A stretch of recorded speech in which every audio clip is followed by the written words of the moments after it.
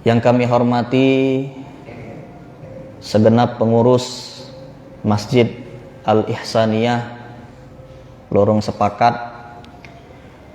yang kami hormati para alim ulama, tokoh masyarakat, sesepuh masyarakat, dan yang kami banggakan bapak-bapak, ibu-ibu, hadirin wal hadirat rahimani rahimakumullah. Puji dan syukur marilah kita haturkan kehadiran Allah Subhanahu wa taala, yang mana di subuh hari ini alhamdulillah kita masih dapat dikumpulkan Allah di masjid yang mulia ini dalam rangka kegiatan rutin kita, yaitu kajian subuh, yang insyaallah kegiatan kita di subuh hari ini akan mendapatkan barokah dan rahmat dari Allah taala. Amin amin ya rabbal alamin.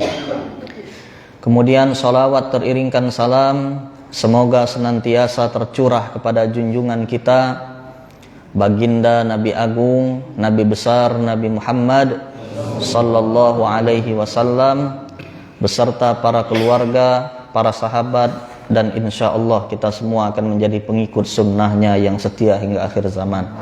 Amin amin ya rabbal alamin.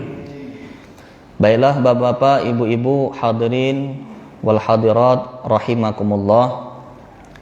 Pada kesempatan subuh hari ini kita akan melanjutkan kajian kita, kajian tafsir Al-Jalalain karya Al-Imam Jalaluddin Al-Mahalli dan juga Al-Imam Jalaluddin As-Suyuti rahimahumallah, yang mana di subuh hari ini kita akan membahas kajian tafsir daripada surah Al-Asr.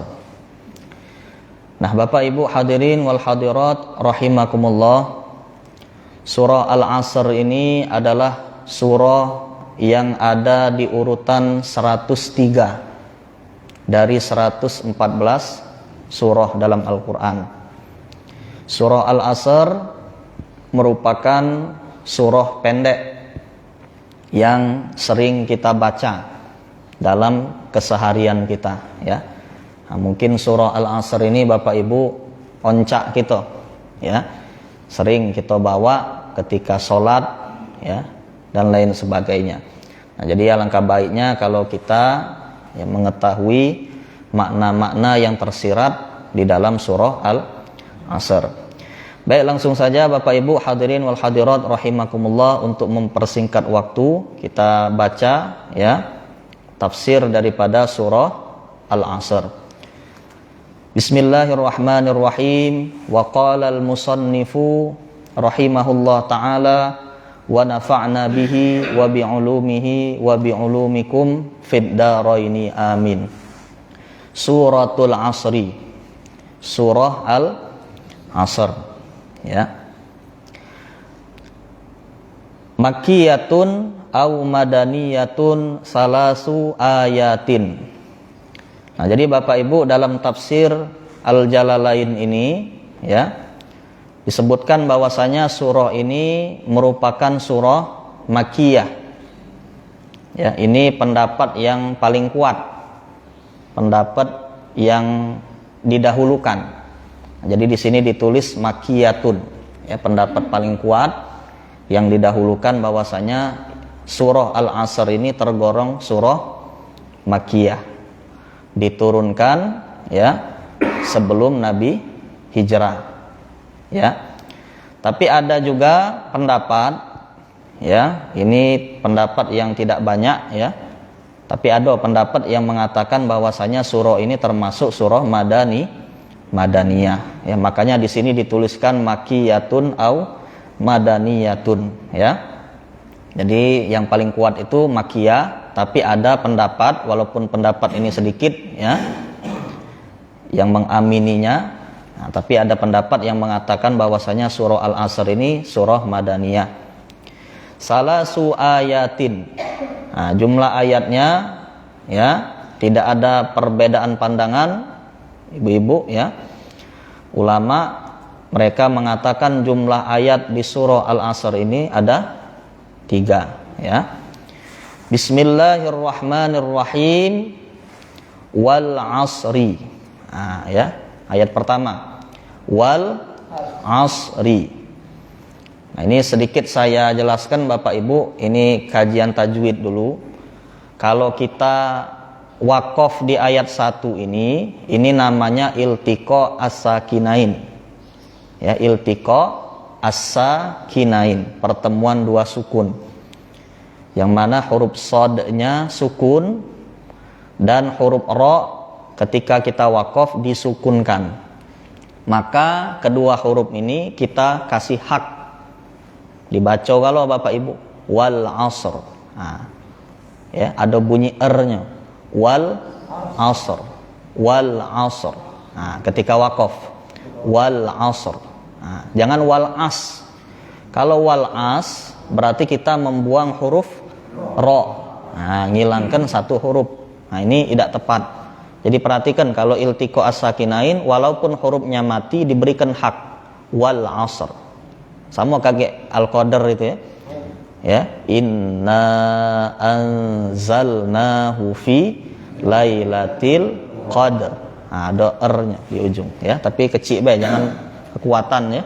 Nah, seperti itu. Jadi wal asr.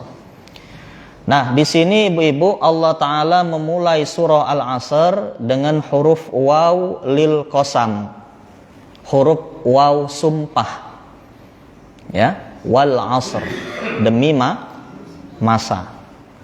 Yang mana di dalam bahasa Arab kalau kita ingin bersumpah maka ada 3 huruf. Ya, yang pertama huruf waw. Yang kedua huruf ba. Dan yang ketiga huruf ta. Jadi kalau kita ingin bersumpah, kalau kita makhluk harus dengan nama Allah. Wallahi huruf waw, billahi huruf ba, tallahi huruf ta. Nah, itu sumpah namun ya. Nah, bagaimana kita bisa tahu huruf waw itu waw sumpah? Maka perhatikan hadirin. Kalau di dalam Al-Quran, ini rumusnya ya. Kalau di dalam Al-Quran ada huruf waw, lalu setelahnya ada isim ya. Isim itu salah satu tandanya ya, fal ismu yu'rafu bidukhulil alifi wal lami. Salah satu tanda isim itu kalau dia ya dapat kita ketahui kalau dia ada alif dan lam. Jadi Bapak Ibu, kalau kita ingin mengetahui huruf waw itu waw sumpah atau bukan, kalau misalnya ada huruf waw, setelahnya isim, ada alif lam ya. Ada huruf waw, setelahnya ada isim, ada alif lamnya. Nah, isim ini harokatnya kasroh. Ya, harokatnya kasroh, majrur. Wal asri. Nah, kasroh di ujung. Berarti huruf waw di depan itu namanya waw qasam, waw sumpah ya. Tapi kage ada kalau di isim itu diakhiri dengan alif maksuro, dia tidak bisa di kasroh. Wadduha tidak bisa jadi wadduhi ya, tetap dia wadduha. Nah, jadi Allah Subhanahu wa taala dia bersumpah bisa menggunakan waktu. Misal wadduha ya. Lalu misalnya wan nahari, demi siang hari. Ya, waktu siang, wal asri, ada pendapat yang mengatakan asar itu waktu sore. Agak kita jelaskan ya. Wal laili, demi malam hari ya. Lalu misalnya Allah taala bersumpah dengan makhluknya yang diciptakan, yang makhluk ini ya memiliki keistimewaan dari ukuran, misal wasyamsi, demi syams, matahari, wal qamari, demi bulan ya, wal ardi, demi bumi ya. Nah, bahkan nama buah yang kemarin kita jelaskan, watini wazaituni. Nah, itu sumpah kalau itu ya. Nah, dan lain sebagainya. Nah, banyak ya. Jadi perhatikan kalau ada huruf waw, setelahnya isim, ada alif lam, isim tadi kasroh, majrur ya, maka huruf waw tadi namanya waw qasam, waw sumpah ya. Nah, Allah taala bersumpah boleh menggunakan makhluknya. Ini harus kita perhatikan. Jadi Allah boleh Pak sumpah dengan makhluk, karena tidak ada lagi yang kedudukannya lebih tinggi dari Allah. Jadi boleh Allah Ta'ala bersumpah dengan matahari, wasyamsi waduhaha, ya. Lalu Allah Ta'ala misalnya bersumpah dengan bulan, wal qamari, ya, bersumpah dengan bintang, wan najmi, banyak, ya, bersumpah dengan waktu tadi, termasuk wal asri ini. Nah itu boleh. Kalau kita sebagai makhluk tidak boleh bersumpah dengan selain Allah, tidak boleh Pak, ya. Kita sebagai makhluk sumpah kita harus demi Allah dengan 3 huruf tadi, huruf waw, wallahi, huruf ba, billahi, huruf ta, tallahi. Nah, harus dengan nama Allah. Ngapa tidak boleh? Karena ada hadis Bapak Ibu, hadis yang diriwayatkan oleh Imam Tirmidzi, ya, di sana disebutkan man halafa bi ghairillahi faqad kafara au asyrak. Barang siapa yang bersumpah, halaf, ya, man halafa, halaf itu sumpah, halaf. Man halafa, barang siapa yang bersumpah bi ghairillah, dengan selain Allah, faqad kafara, maka sungguh dia telah kafir, au asyrak, dan bahkan, ya, atau syirik, menyekutukan Allah. Ngapa bisa demikian? Karena syarat bersumpah itu ada 2 Bapak Ibu. Ingat ya, syarat sumpah ada 2. Yang pertama ada mu'awwam, yang kita agungkan, yaitu Allah, demi Allah. Nah, itu kita mengagungkan Allah, mu'azzam. Yang kedua ada takkid, ada penekanan. Misal kita bersumpah demi Allah, saya tidak mencuri. Nah, itu sumpah namanya. Demi Allah itu kita mengagungkan Allah, mu'azzam. Saya tidak mencuri itu takkid namanya, yang kita tekankan. Nah, itu sumpah, ya. Nah, kalau sumpah dengan selain Allah tidak boleh. Misalnya demi bapak aku, saya tidak mencuri, ya. Demi ibuku, ya, saya akan ke sana misalnya. Kemana ya misalnya. Nah, itu sumpah. Tidak boleh sumpah dengan selain Allah. Bahkan demi Rasulullah pun tidak boleh. Nah, yang prihatin ini Bapak Ibu, kadang ada budak kecil, kita perhatikan, dia sumpah tadi sumpah kafir katanya. Ya. Nah, ini tidak tahu dari mana dapatnya, ya. Sumpah kafir katanya. Nah, bahkan kadang Bapak Ibu dia sumpah cak ini pula Pak, ya, swear katanya, ya. Nah, ini jangan ditiru Pak, ya. Ini sumpah wong di luar Islam, jangan ditiru cak ini sumpahnya, swear, ya. Nah, jangan cak ini, ya, sumpah tadi. Nah, tidak boleh. Nah, adapun pejabat itu memenuhi tak sumpahnya? Memenuhi. Pejabat itu Bapak Ibu kalau dilantik dia bersumpah demi Allah. Nah, itu Allah yang diagungkannya, ya, muazzamnya Allah. Demi Allah, saya bersumpah akan menjalankan kewajiban saya dengan sebaik-baik mungkin. Nah, itu takkidnya. Berarti pejabat itu sudah memenuhi syarat, ya, sumpah. Adapun kalau di atasnya dikasih kitab suci Al-Quran, ya, nah itu sebagai bentuk supaya lebih sakral, baik Bapak Ibu, supaya lebih sakral. Tidak dokatik pula anjurannya di pojok kita harus Quran, ya, sumpah tuh. Nah, jadi itu supaya lebih sakral, baik Bapak Ibu, di pojoknya dikasih Al-Quran. Kalau anjurannya tidak gatik, apalagi sumpah pocong itu Bapak Ibu, nah itu tidak gatik anjurannya, ya, bersumpah nak pakai pakaian mayit dulu. Nah, jadi pocong dulu tidak gatik itu, ya.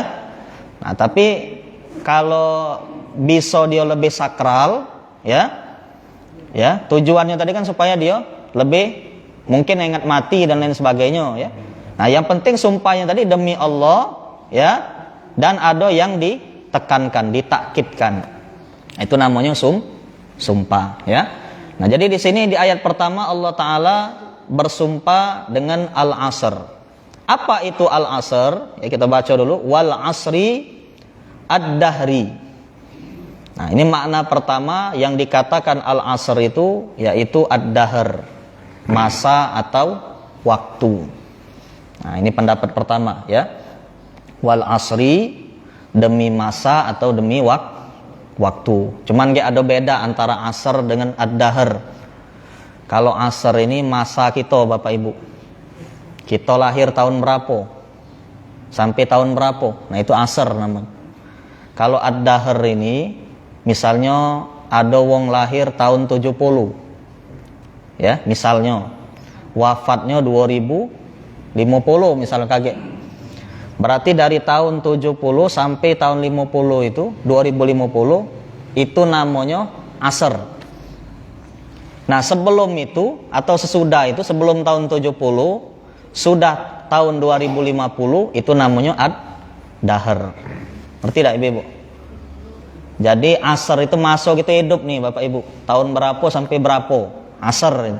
Kalau ad-dahr nih ya, sebelum kita lahir, setelah kita lahir itu tetap ya namanya ad-dahr. Nah, masa atau waktu ya. Nah, seperti itu. Nah, jadi ad-dahr. Makna pertama, makna kedua au ma ba'da zawali ilal ghurubi. Makna pertama al-asr ini dijelaskan di sini yang pertama ad-dahr. Ya, masa atau waktu. Ya. Yang kedua au ma ba'da zawali ilal ghurubi. Apa yang terjadi setelah zawal. Zawal itu hadirin matahari tergelincir. Jadi kita ini umat Islam, patokan waktu kita kalau bulannya itu ya bulan Qamariyah. Ya. Setahun itu ada 12 bulan. Itu patokannya dengan bulan. Kalau waktu sholat itu patokannya dengan pergerakan matahari.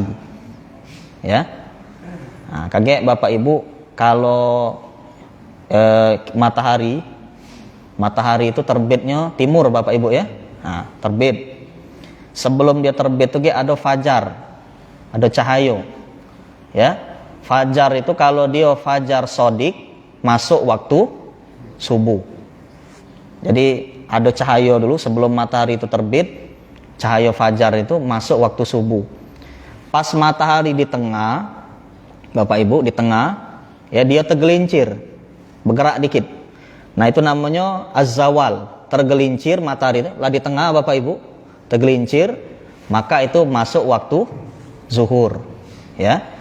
Nah, kalau matahari itu bayangan kita sama dengan tinggi kita di sini kurang lebih, ya mataharinya itu masuk waktu asar. Nah, jadi pergerakan matahari, ya matahari tenggelam kaget maghrib.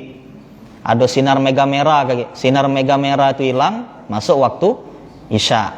Nah, itu patokannya dengan matahari. Nah, jadi yang kedua makna al-asr ini Bapak Ibu ba'da zawal, setelah matahari tergelincir ilal ghurub, sampai terbenam. Jadi waktu dari matahari tergelincir sampai matahari tenggelam itu disebut dengan asar. Nah, ya. Jadi asar ini Bapak Ibu kalau secara bahasa bisa kita artikan juga memeras. Jadi wong Arab itu kalau dia ada buah diperesnya disebutnya asir. Ya. Ngapo dikatakan memeras? Karena di waktu sore itu, dari siang sampai sore itu, kalau kita begawi Bapak Ibu keringetan. Betul ya Ibu ya? Nah, di waktu itu kaget kita memeras keringat kita. Jadi pas baju basah tadi ya diperas. Nah, maka waktu itu disebut dengan waktu asar, ya waktu asar. Nah, itu pendapat kedua, ya ba'da zawal, setelah matahari tergelincir ilal ghurub, sampai tenggelam, terbenam. Au salatil asr, atau waktu salat asar. Nah, jadi ada 3 pendapat ini Pak Bapak Ibu ya. Yang pertama wal asri ad-dahri. Pertama yang dikatakan asr itu yaitu ad-dahr, masa atau waktu. Ya, yang kedua au ma ba'da zawal, setelah matahari tergelincir ya. Apa yang terjadi setelah matahari tergelincir ilal ghurub, sampai terbenam, au salatil asr, atau waktu salat asar, itu disebut dengan al-asr ya. Nah, demi masa. Ayat kedua, innal insana al jinsa, ya. Sesungguhnya manusia itu al jinsa, jenisnya. Nah, jenis manusia ini maksudnya seluruh manusia, Bapak Ibu. Siapapun kita. Ya, samo. Seluruh manusia siapa bae, ya, apapun sukunya, bangsanya, kedudukannya, jabatannya sama seluruh. Sesungguhnya manusia itu lafi khusrin, benar-benar di dalam kerugian. Nah, ayat 2 ini ibu-ibu sangat istimewa. Ayatnya pendek, tapi dalamnya ada 2 huruf taukid, penekanan. Ya, yang pertama dia ada inna. Nah, inna ini penekanan. Sesungguhnya manusia itu lafi khusrin. Yang kedua huruf lam. Lam di sini lam taukid, penekanan. Kalau kita artikan Bapak Ibu kurang lebih artinya sesungguhnya manusia itu benar-benar pasti dalam keadaan rugi. Merugi kita. Ya. Nah, ada juga ulama yang mengatakan khusr ini yang lain, ya, celaka dan lain sebagainya. Nah, jadi kita ini rugi. Ya. Innal insana lafi khusrin. Rugi apa? Fi tijaratihi. Di dalam perniagaannya, tijarah. Tapi perniagaan di sini bukan perniagaan dunia, tapi perniagaan akhirat, ya. Nah, rugi kita. Ya, seluruh manusia ini rugi. Nah, disambung ayat terakhir, illalladzina amanu, kecuali, ya, orang-orang yang mereka itu beriman. Nah, ya, seluruh manusia itu rugi kecuali orang-orang yang beriman. Apa itu iman? Iman itu hadirin, ya, secara singkat saja, iman itu tasdiqun bil qalbi, kita membenarkan dengan hati. Wa qaulun bil lisan, diucapkan dengan lisan. Wa amalun bil arkan, dan juga dibuktikan dengan perbuatan kita. Jadi yang dikatakan pembenaran dalam hati itu disebut iman. Kita mendengar berita, ibu-ibu, ya, kita mendengar berita, hati kita membenarkan, tasdik, maka itu dikatakan iman. Ada berita, kita benarkan, nah, iman gitu. Berarti namanya beriman, ya. Nah, yang beriman ini sama Bapak Ibu antara isi hatinya, ya, lisannya dan juga perbuatannya. Kalau tidak sama itu namanya munafik, ya. Orang munafik ini bahaya, ibu-ibu. Bahkan lebih berbahaya dari orang yang kafir. Kalau orang kafir itu hadirin, dia nampak jelas. Ya, zaman Nabi dulu kalau ada wong kafir itu jelas dia memusuhi Nabi, kejingoan, tampak. Tapi kalau wong munafik tidak kejingoan, Bapak Ibu. Ya, bergaul dengan Nabi, bergaul dengan sahabat, ya, seolah-olah membenarkan, rupanya beda hatinya.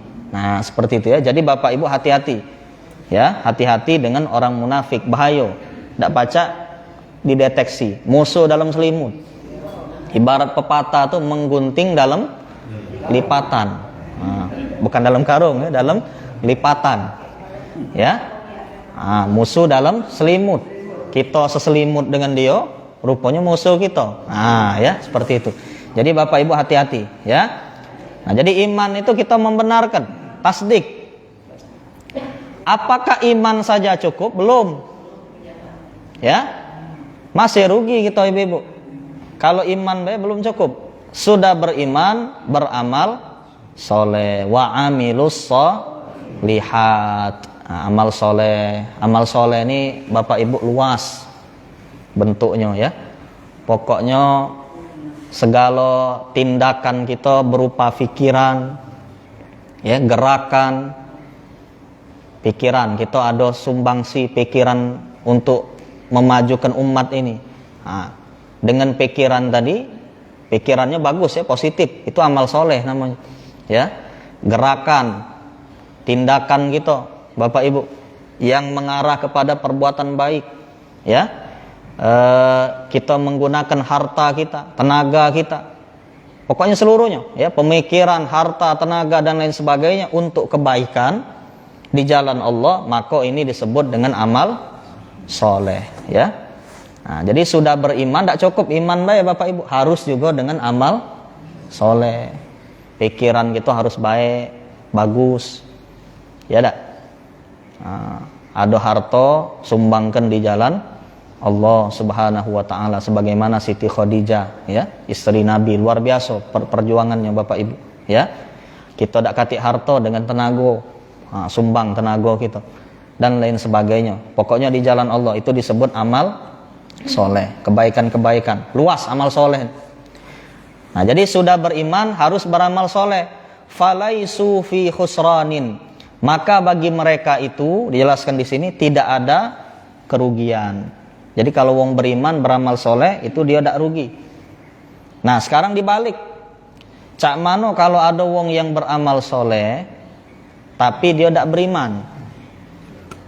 Dia beramal soleh, ya, tapi tidak beriman, sedekah, ya, ngumroh ke wong misalnya. Bahkan pas Idul Adha dia melok berkorban misalnya, ya, tapi tidak beriman. Nah, yang seperti ini Bapak Ibu, mohon maaf, kalau orang seperti ini dia beramal soleh tapi tidak beriman, dia tetap dibalas Allah, tapi cuma di dunia, balasannya di dunia, ya. Rumah tangganya harmonis misalnya, umurnya dipanjangkan Allah, ya, dapat rizki dari Allah, dapat kebahagiaan dan lain sebagainya, cuma di dunia. Tapi di akhirat dia tidak dapat balasan dari Allah Subhanahu wa ta'ala. Ngapo? Karena tidak beriman. Nah, jadi syarat supaya amal kita ini dibalas Allah di akhirat harus beriman dulu, ya, harus beriman dulu. Nah, kalau beriman tidak cukup juga, beriman tidak pernah beramal soleh, rugi juga kaget, ya. Nah, makanya harus beriman dengan beramal soleh, ya. Bahkan kalau kita lihat itu Bapak Ibu, orang di luar Islam itu kadang luar biasa amalnya. Benar tak? Ya, zaman dulu Bapak Ibu ada namanya Mother Teresa. Ya. Perawat. Dia ngabdikan dirinya ke India. Dari Eropa Bapak Ibu. Merantau ke India. Luar biasa di India tadi. Ada wong sakit dibantunya, dirawat dan lain sebagainya. Ya. Bahkan kalau kita lihat orang di luar Islam itu banyak yang masuk ke suku pedalaman di Papua, banyak, ya, misionaris dan lain sebagainya. Nah, kita sendiri kadang wong Islam ini tidak galak masuk ke situ, ya, takut. Nah, mereka kadang masuk, padahal tempatnya lah maju, ya. Dia lahir di Eropa, maju sudah Eropa itu Bapak Ibu. Bahkan sampai galak dia masuk ke daerah pelosok pedalaman dan lain sebagainya. Untuk beramal soleh tadi, ya. Nah, luar biasa. Tapi apa? Dapat balasan oleh Allah Subhanahu wa taala karena dia tidak memiliki keimanan kepada Allah. Nah, seperti itu, ya. Nah, jadi syaratnya yang pertama kita beriman, yang kedua beramal soleh. Apakah cukup? Belum juga Bapak Ibu. Sudah beriman, sudah beramal soleh, selanjutnya watawasau. Tawasau ini maksudnya kita berwasiat, nasihati wong. Nah, sudah beriman, beramal soleh, kita harus saling nasihat menasehati. Agama Islam ini hadirin bukanlah agama yang mengkehendaki cuman kita yang masuk surga. Bukan cak itu, tapi masuk surga itu ngajak-ngajak, ya, berombongan, sama-sama Pak. Ilal jannati zumaro. Kalau pacak kita ini masuk surga, kalau betul lah ibu-ibu, ya. Kalau sudah punya istri, istrinya masuk surga, ya, suaminya masuk surga, anaknya masuk surga, keluarga besar masuk surga, tetangga masuk surga, seluruh jemaah masjid ini, insyaallah Bapak Ibu, ya, kita semua harapan kita bisa dimasukkan Allah ke dalam surganya, amin ya rabbal alamin. Cak itu. Jadi cak mana Bapak Ibu supaya kita bisa masuk surga bersama-sama, watawasau, saling nasihat menasehati. Ausa ba'duhum ba'dha, ya, saling menasehati sebagian di antara mereka dengan sebagian yang lain. Nah, saling nunjuk nasihat. Nasihat apa? Bil haqqi, dengan hak, kebenaran. Di sini disebutkan al iman, yaitu dengan keimanan. Jadi hadirin, iman kita ini naik turun. Al imanu yazidu wa yankus. Iman manusia ini Bapak Ibu naik turun. Ya. Naik kalau kita beramal soleh, iman kita naik.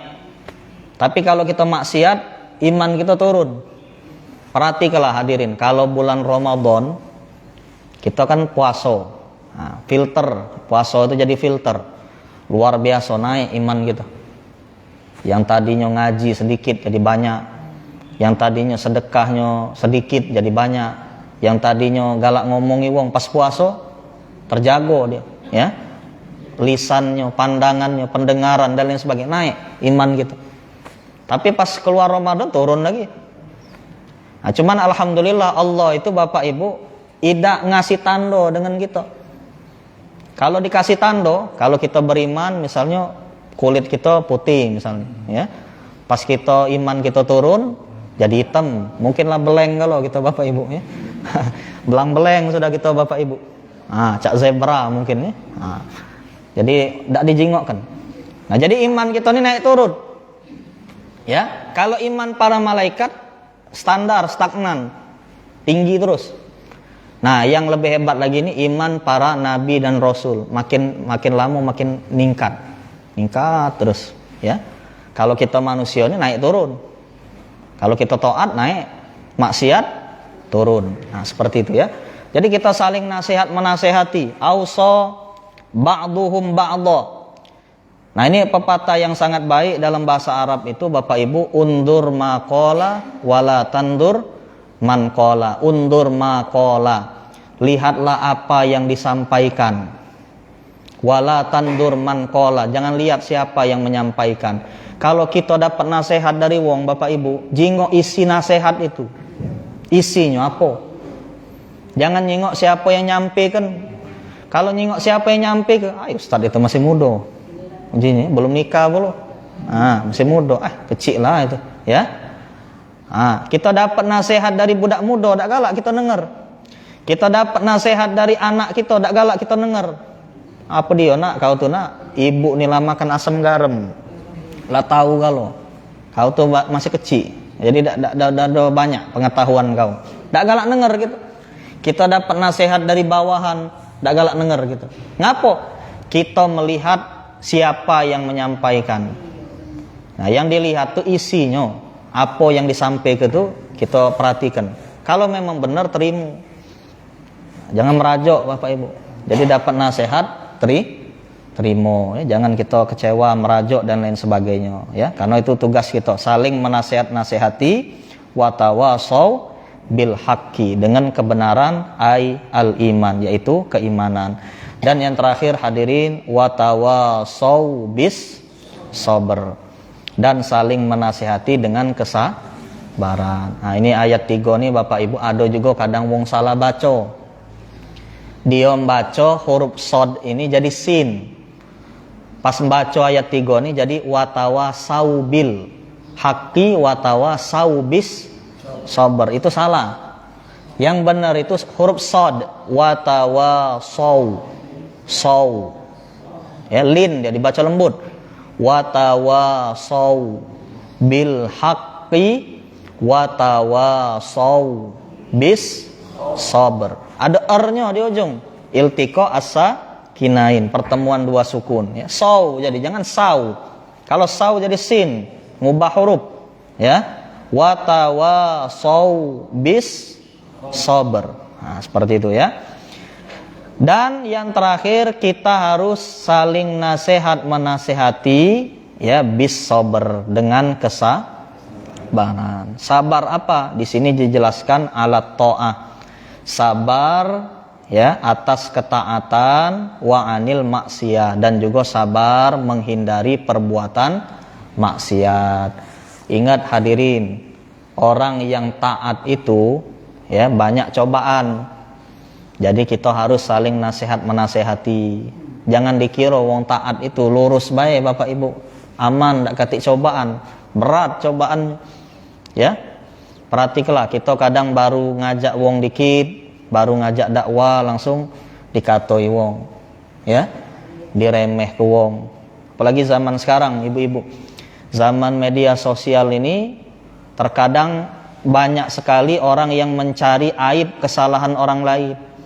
Ada ustadz ceramah, ada salah dikit ya dalam penyampaian, oh dipotong videonya, dipotong, diedit, dibuatlah kato-kato dan lain sebagainya yang membesar-besarkan lah istilahnya ya, membesar-besarkan dan lain sebagainya, mencari aib, menjatuhkan orang lain. Na'udzubillah ya.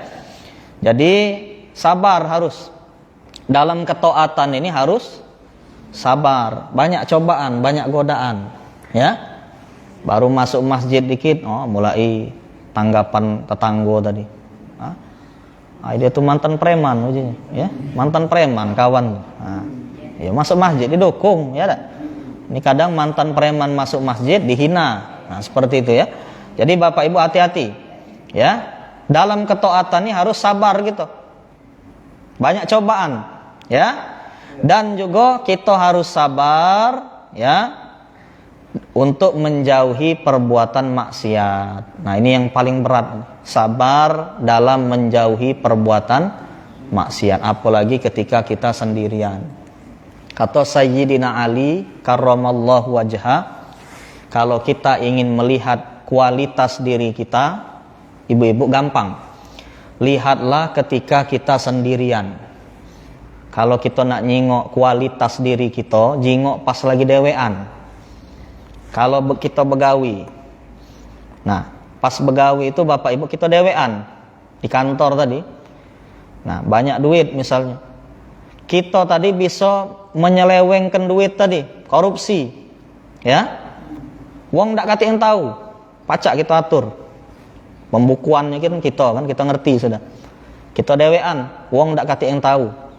Nah ketika kita sabar, ya, dalam kemaksiatan tersebut, maka itulah kualitas diri kita. Berarti luar biasa, ya. Bukan ketika wong rame. Kalau ketika wong rame bagus kalau kita ibu-ibu. Betul tak? Depan wong banyak kita nih pencitraan sistemnya. Pencitraan kalau depan wong banyak. Tapi kalau lagi dewean, lagi di rumah dewean, ya, ada perbuatan maksiat yang ketika itu dak katik wong yang bisa melihat, ya, kecuali Allah. Nah, kita sabar atas kemaksiatan tersebut, maka itulah kualitas diri kita. Jadi sabar ya hadirin, sabar dalam ketaatan dan juga sabar dalam menghadapi perbuatan maksiat. Insyaallah dengan kita melakukan hal yang tadi, kita beriman kepada Allah, kita beramal soleh, ya, kita saling nasihat menasihati dengan kebenaran dan saling menasihat-nasihati dengan kesabaran. Insyaallah kita nanti akan menjadi orang-orang yang tidak merugi, ya, alias orang yang beruntung di akhirat kelak. Amin ya rabbal alamin. Semoga kita semua jadi orang yang beruntung, diampuni dosa dan kesalahan kita, diterima amal ibadah kita, dan kita semua masuk ke dalam surganya Allah Ta'ala. Amin ya rabbal alamin. Demikianlah hadirin sedikit nasihat kita pada kesempatan subuh hari ini. Mohon maaf kalau dalam penyampaian kami ada kesalahan, kekhilafan, kepada Allah kami mohon ampun. Ya, silakan.